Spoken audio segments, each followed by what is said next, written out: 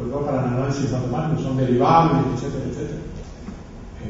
Y no tanto en elementos discretos. Estas son circunstancias del patio trasero de la ciencia tradicional, es decir, de la ciencia cuantificable, matematizable, que sin embargo también no nos ayudaron a poner en evidencia la complejidad del mundo. Sin embargo, a partir del desarrollo de la computadora, y eso es de la segunda mitad del siglo XX, y más bien en el caso ya de las computadoras más contemporáneas, de gran posibilidades de manejo de datos, de gran velocidad, de pequeño tamaño, de uso generalizado, de sistemas operativos y de software muy sofisticados solamente de los últimos 20 años, han hecho que cobremos conciencia sobre esas limitaciones, que incluso el manejo determinado, un manejo determinado de los números, un manejo determinado de la ecuación, condicionaban que la complejidad del mundo no se evidenciara. Y sin embargo, los modelos computacionales que operan precisamente sobre reglas que afectan a elementos discretos, ¿no? Estamos constatando un poco para nuestra propia sorpresa que son más proclives a evidenciar la complejidad. ¿Me van siguiendo?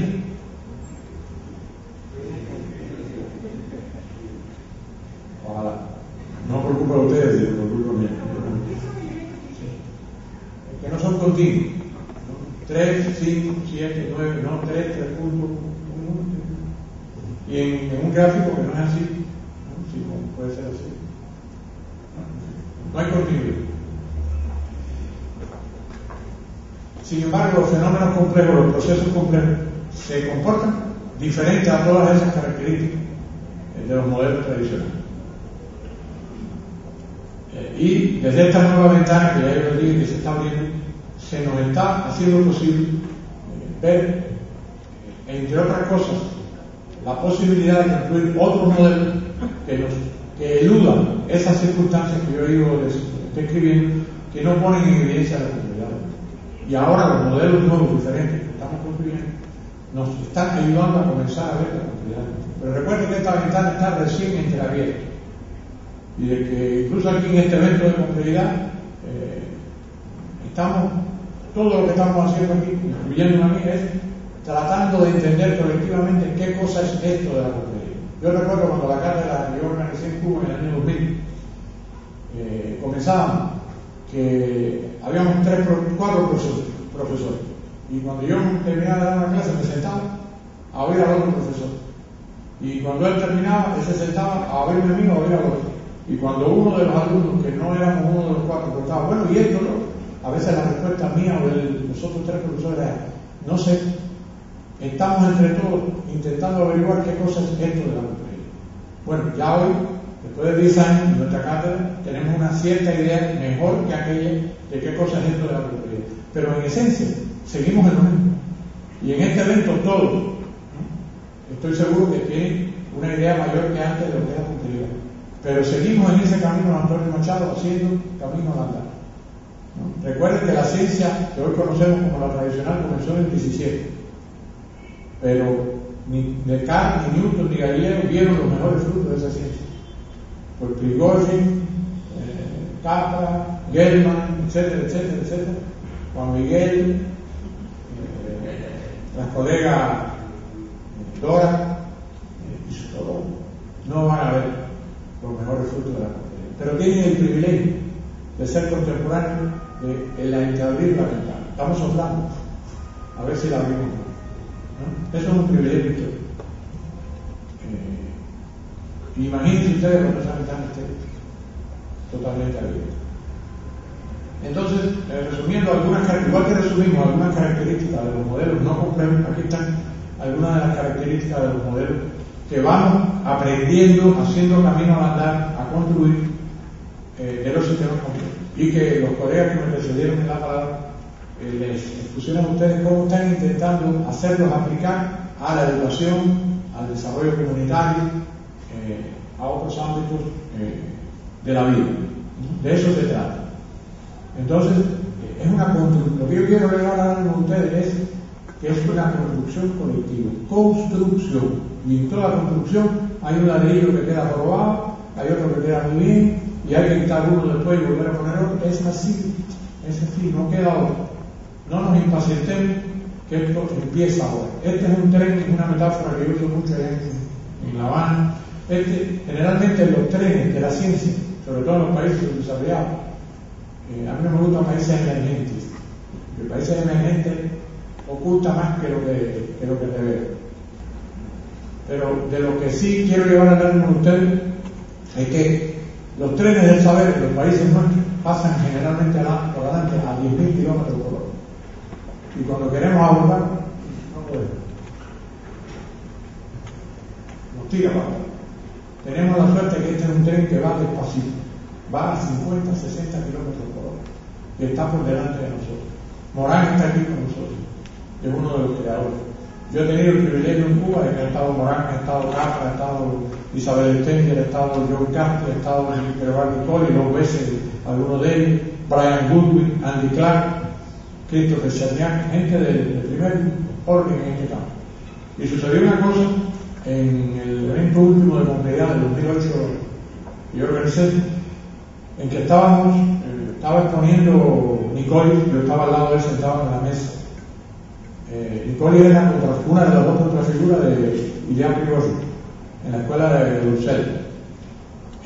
Prigozhin murió ya, ¿no? Y Nicole ha escrito libros con Prigozhin, igual que Isabel Stenger, que escribió La Nueva Alianza, etc.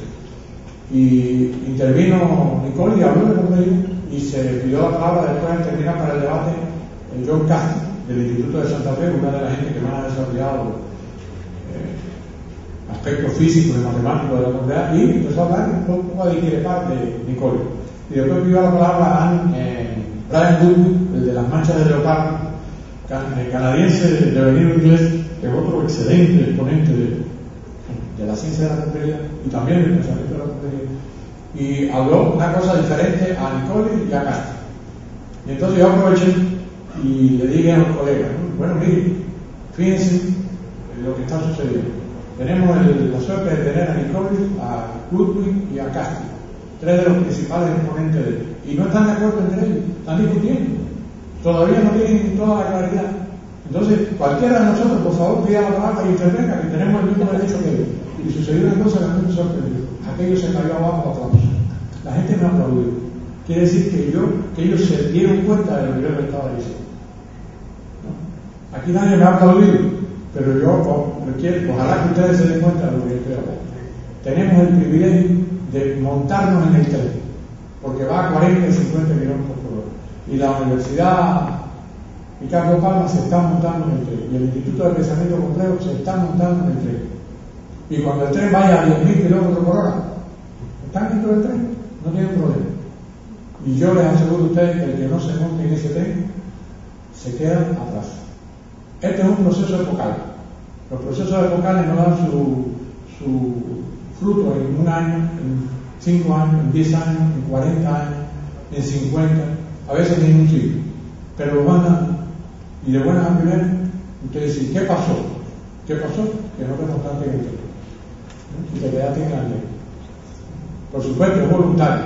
Aquellos de ustedes que no se quieran montar en este tren, no se monten. Y si me invitan a tomar cerveza después, yo no voy a tomar cerveza con ustedes. Seguimos tan amigos como sea. Pero ya no podrán decir que por lo menos una persona, Sotolongo, no se lo dice. Si se quedan acá, estarán. Sotolongo no lo dice. Pero es voluntario. No se monten. Los que se monten, no se van a arrepentir. Bueno, ya leyeron eso, ¿verdad? Bueno, más largo de los modelos que vamos llamando complejos. Porque en realidad hablamos de sistemas complejos. Y es una manera de resumir algo que es más exacto. Sistemas que se comportan, totalidades sistémicas que se comportan de la manera que vamos llamando complejos. Pero para no decir siempre totalidades sistémicas que se comportan de la manera que vamos llamando, decir sistemas complejos. Pero una misma totalidad sistémica puede comportarse de esa manera que llamamos compleja y en otras condiciones dejar de comportarse compleja. Y por lo tanto, decir sistema complejo no es totalmente exacto, parecería que un sistema complejo siempre es complejo. Y a veces, en ciertas circunstancias, cuando el entorno cambia, cuando sus componentes se agilizan, ese comportamiento puede devenir en más simple. Pero para no estar repitiendo siempre sistemas que se comportan de manera sistema complejo. Ahí tienen algunos otros rasgos de ese. No es una lista que pretende ser exhaustiva. Seguimos, ¿no? Esos son más rasgos de los modelos, de los sistemas que vamos contratando, que se comportan de esa manera que llamamos complejos. Porque entre otras cosas, la complejidad, la herramienta de ciencia de la complejidad no busca hacer un culto a la definición. Ustedes oirán que los que desarrollamos esto, intentamos desarrollarlo, no estamos, por lo menos yo y muchos otros colegas, no estamos demasiado preocupados por definir qué cosa es la complejidad. Y eso para la ciencia tradicional es casi un pecado mortal, porque la ciencia tradicional buscaba ante todo definiciones, ¿no? Como si las definiciones no conllevaran siempre una suerte de circularidad. Usted con un diccionario y busca una palabra y vea lo que diga, pero ahí en esa definición de esa palabra hay tres que usted tiene que seguir buscando en el diccionario. Cuando una vez tiene que leerse 3/4 partes del diccionario para que no encontrar ninguna palabra que no haya sido ya definida. Entonces las definiciones son circularidades, lo que no nos damos cuenta. Y creemos que cuando hemos definido algo ya lo sabemos todo acerca de eso, ¿no? La complejidad no tiene ese papel con TH, ¿no? La complejidad es una manera de cambiar y transformarse el mundo que vamos comprendiendo en una serie de rasgos que se comporta así, con puntos suspensivos. Entonces, para aprender la complejidad se necesitan otros modelos. Modelos que no caigan o no desarrollen los rasgos que desarrollamos, los modelos que precisamente no nos ayudan a evidenciar. Modelos que no sean optimizadores, maximizadores, racionalizadores, que no busquen a toda costa equilibrio, sobre todo cuando no existe, y que sean capaces de poner en evidencia la autoorganización, el cambiar y montarse espontáneamente de abajo para arriba, de procesos emergentes, de abajo hacia arriba, producto de interacciones no lineales en totalidades sistémicas abiertas a su entorno entre los componentes y la totalidad y los componentes. ¿Qué son los procesos emergentes? Bueno, ahí lo dice, aquellos que a través de una interacción entre componentes y la totalidad a la que componen, valga la redundancia, y de la totalidad hacia esos componentes, una causalidad, como dijo la colega colombiana, circular, y también Juan Miguel, una causalidad circular, de abajo arriba y de arriba abajo, es decir, por causalidad compleja, no reducida a la causalidad tipo bolas de billar que está todo el día, producen nuevos órdenes de complejidad espontáneamente, a veces cuando hay muy pequeños cambios, que son además no predictibles y muy contraintuitivos en ocasiones. El emerger de nuevos órdenes de complejidad es impredecible. Nadie podía haber previsto, suponiendo que hubiéramos existido antes, que íbamos a emerger a partir de lo no vivo. Y nadie podía haber predicho, si hubiéramos podido existir, que iba a emerger lo vivo racional de lo vivo no racional. Eso es impredecible. Como no podemos predecir qué va a ocurrir producto de la evolución cultural de la humanidad, podemos prever una gama de alternativas, más anchas, más estrechas, de las cuales se plasmará una y las otras no se plasmarán, en dependencia de lo que hagamos o de lo que dejemos de hacer, pero no podemos predecir. Y los resultados de esas emergentes a veces son muy contraintuitivos. Esa articulación entre interacciones no lineales, de abajo para arriba, locales, con la totalidad, y de la totalidad con esas interacciones locales entre componentes, a veces da resultados totalmente contraintuitivos, que nadie podría imaginarse que iban a suceder. Y eso es lo que tienen que los modelos complejos ser capaces de revelar. Los modelos tradicionales no pueden hacer eso, no están hechos para eso. Son estos procesos emergentes los que han sido eludidos por nuestros modelos tradicionales.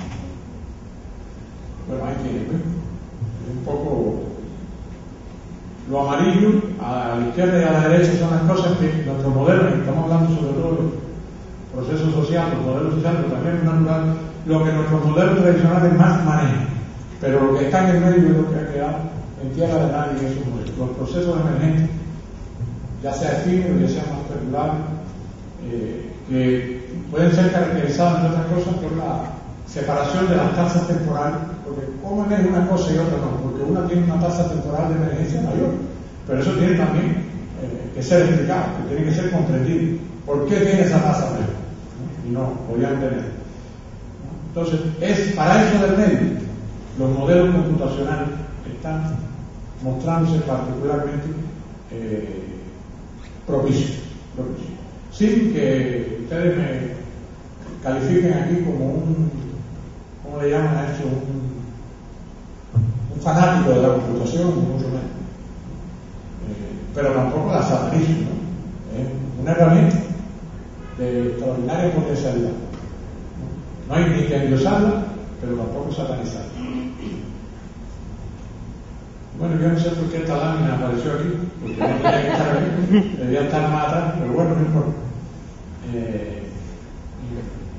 El hecho de la organización disciplinar, el conocimiento tradicional, ha ocasionado, cuando ya nos dimos cuenta, sobre todo a partir de los años 60, del agotamiento relativo de la visión disciplinar, el movimiento aquel hacia la multidisciplina, hacia la interdisciplina. Ustedes recordarán, bueno, aquí Sergio y Adolfo, posiblemente que vienen de Italia, lo conozcan mucho mejor que yo, en mayo del 68, en Europa, en Francia, el movimiento por la interdisciplina, en la Sorbona y en todas las muchas universidades europeas, se convirtió en la reivindicación del currículum interdisciplinario en una reivindicación social y hasta política.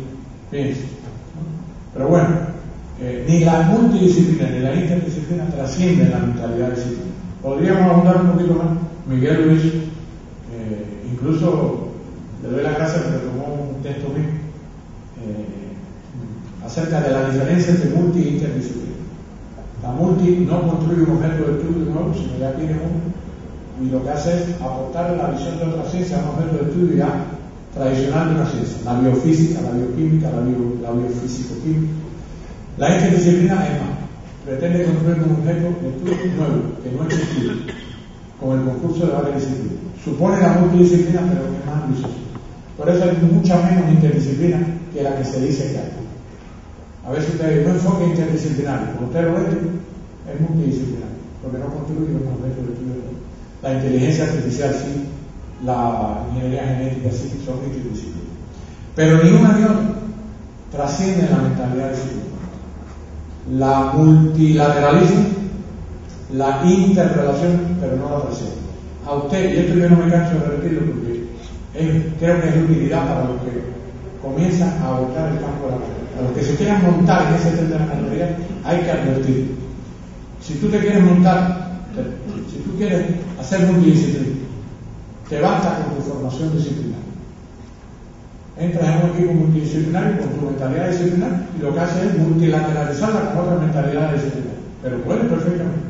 Si tú quieres hacer interdisciplina, que es más difícil, porque tienes que construir un objeto de estudio, pero te basta con tu mentalidad y tu formación disciplinaria. Y lo que hace es la interrelaciona con otras mentalidades y formaciones disciplinarias y intenta construir un objeto de estudio. Pero los que se quieran montar en el tren de la complejidad, como es un saber transdisciplinario, que no intenta construir